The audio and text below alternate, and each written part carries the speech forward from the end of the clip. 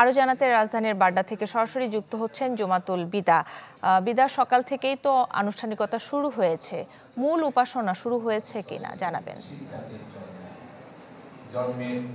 কাকলি, শুরুতেই আপনাকে বৌদ্ধ পূর্ণিমার শুভেচ্ছা। দিনের আলো ফোটার সাথে সাথেই কিন্তু বৌদ্ধ পুণ্যার্থীরা প্রার্থনায় মগ্ন হয়েছেন, যাতে জীবন তাদের অন্ধকার মুক্ত হয়, আলোর দিকে এগিয়ে যায়, সেই আলো যাতে হয় পবিত্র। তারই আনুষ্ঠানিকতার যেই সূচনাটি সকালে শুরু হয়েছে, ইতোমধ্যে প্রার্থনা শেষ হয়েছে। এই মুহূর্তে কিন্তু আনুষ্ঠানিকতায় বক্তব্য রাখছেন উপস্থিত অতিথিরা, এবং যারা ভক্ত উপাসকরা আছেন তারাও কিন্তু অত্যন্ত মনোযোগের সাথে বক্তব্য শুনছেন। মূলত পবিত্র আলোয় উদ্ভাসিত হোক গোটা পৃথিবী, এমন প্রার্থনা কিন্তু করে যাচ্ছেন তারা।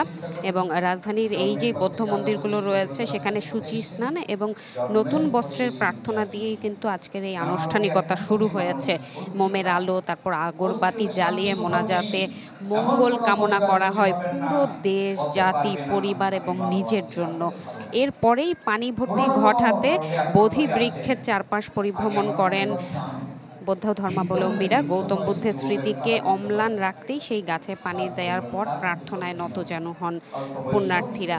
এবং রাজধানীর এই মেরুল বাড্ডা এবং আশপাশে যে বৌদ্ধ মন্দিরগুলো রয়েছে, সেখানেও কিন্তু আইনশৃঙ্খলা পরিস্থিতিও কিন্তু প্রতি মুহূর্তে খেয়াল রাখছে আইনশৃঙ্খলা বাহিনীর সদস্যরা। এবং মূলত মানুষ যেটি বলছেন, সাধারণ মানুষ তারা বলছেন অহিংস এবং মানবতার প্রচার করেছেন যে গৌতম বুদ্ধ, তার সেই অহিংস মানবতা এবং জীব এবং প্রাণীকুলের মাঝের যে সম্পর্ক, সহ অবস্থান, সেটি যাতে প্রতিষ্ঠিত হয় যুগে যুগে, সেই প্রার্থনা করেছেন সাধারণ মানুষ। কাকুলি, এই ছিল আমার কাছে এখান থেকে সর্বশেষ। বিদা, আপনাকে ধন্যবাদ। দর্শক, বুদ্ধ পূর্ণিমার খবর জানাতে রাজধানীর বাড্ডা থেকে সরাসরি যুক্ত হয়েছিলেন আমাদের সহকর্মী জুমাতুল বিদা।